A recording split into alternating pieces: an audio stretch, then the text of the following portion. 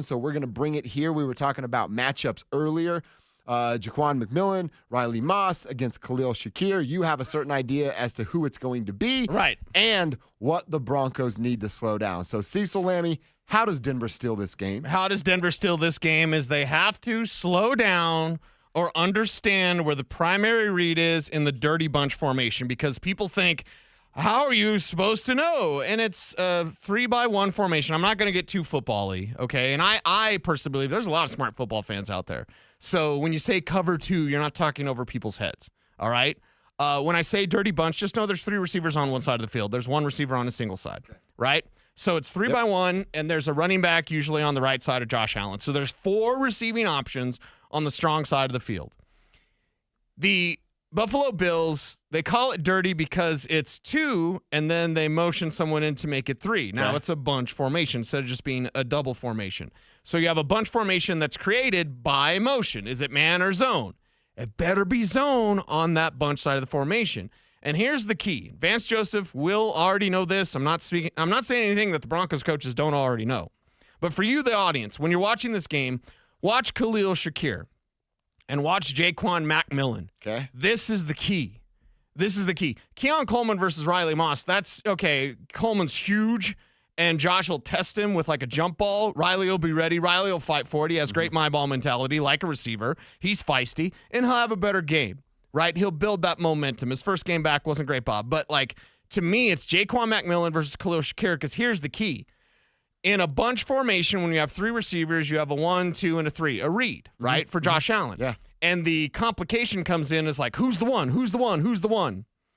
If it's Shakir that is in motion, he is going to be the one, and he's going to run to the sticks. So if it's 3rd and 8, he's running an 8-yard route. So the one read, who is it? If it's Shakir, if it's someone else in motion, that's not it. But if it's Shakir specifically in motion, this is where Jquan McMillan comes into play.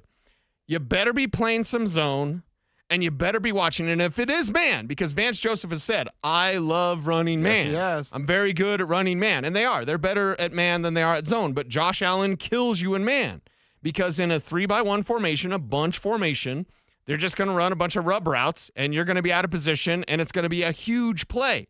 How do you beat the Bills? Prevent them from having a huge play. So if it's 3rd and 8 and you see Khalil Shakir in motion, know he's going to the sticks, know that he's the first read, and Jquan just get in his back pocket.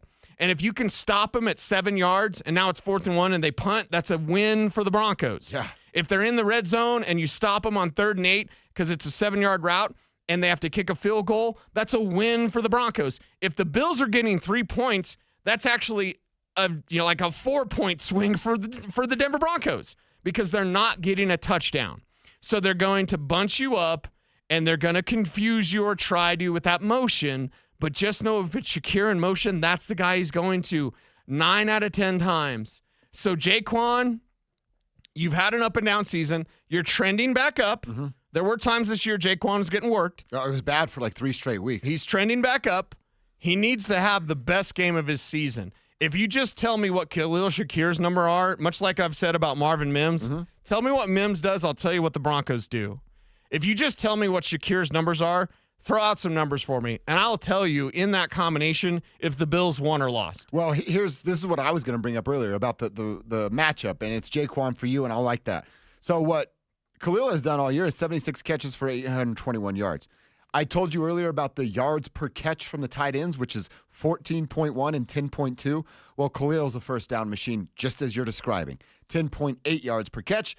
Coincidence, right? Run to those sticks, turn around, catch the football. There's my 10, and we're moving the chain. So he's only caught 4 touchdowns throughout the year, right? But it's that move the chain kind of guy that it is. So if I were to say he has 8 catches for 80 yards, no touchdowns, what's the outcome? That's a Bills win.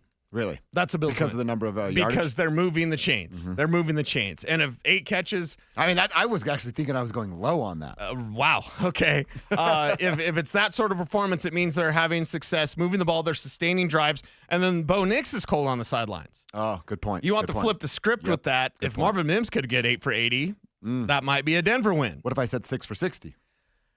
it's still a Buffalo win. You need to So hold. you're talking shut down here. I would say, 4 or 5 catches for Khalil Shakir. You can handle that. If it gets above 5 and it's 6 catches, 7 catches, 8 catches, that's a trouble spot because he is the whoopee. Josh Allen has a whoopee. And it's not provided from a Deion Dawkins party. It's his whoopee is Khalil Shakir. On the field, it's Shakir. And that's a danger spot for the Denver Broncos. So I could handle 4 or 5 catches. Okay. 4 or 5 catches, 40, 50 yards, no touchdowns because he doesn't really score touchdowns, but he's the chain mover. He's the key. He is the key to, slowing down Josh Allen. I'm not going to say stop Josh Allen. You can't stop Josh Allen. Can't. But you can slow him down if you handle Shakir on those high-value plays.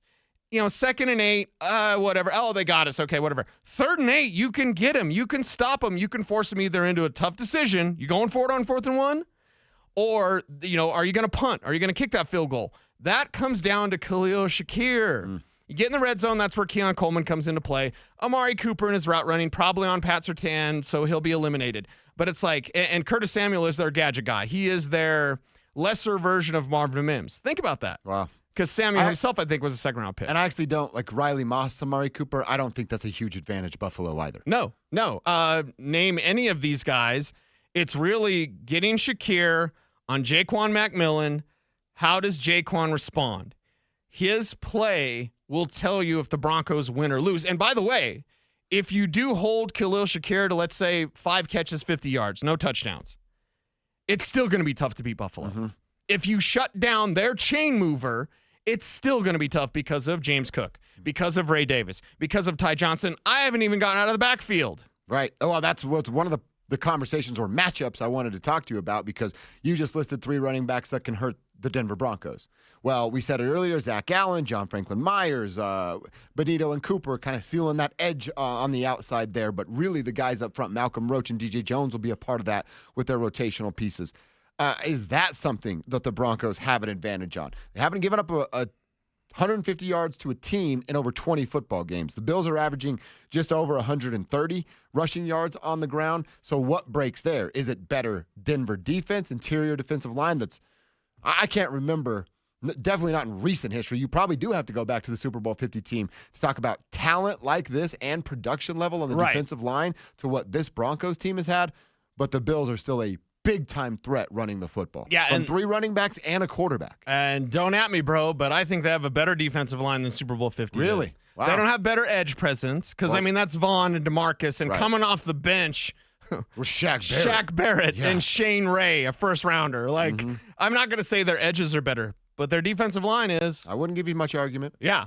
So that is going to be key. We're talking about bad tattoos. Shane Ray, he's in that conversation. Had his Kansas City tattoos. Yeah. I thought you were going to bring up Derek. I was like, oh, he's got That's a some. little strange too. He's got some, right? But Derek will actually rip my head off, so I'm nervous. What happened to Josh? Oh, yeah, Bow Hunter got him, named Derek Wolf. Anyway, I look at this and I go, it's the second act. It's not Josh Allen, on that first read, although it is. God, it's just Josh Allen. Because you mentioned how they do on the ground, and if James Cook gets you, James Cook had 100 yards last time they played, and then he fumbled. But Josh Allen will still get you as a runner, even though he's not running as much, and he's doing the dirty bunch, he's doing the easy reads, he's moving the chains with his arm. He can still get you as a runner. So Vance Joseph has talked about it. What's his second act?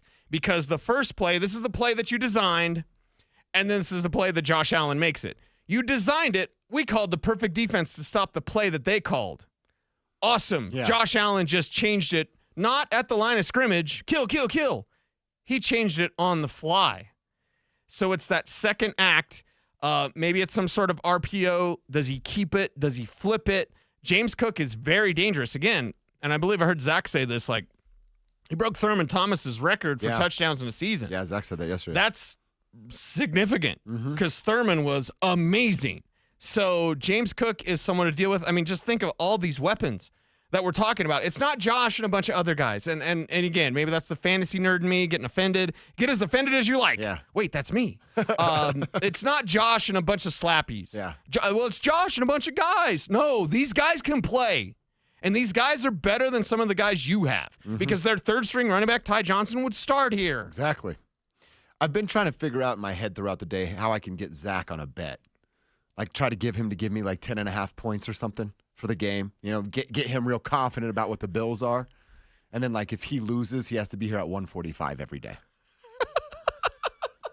That's a fair bet, right? He would not want to take that. He would not want to take that at all. And he loves to bet.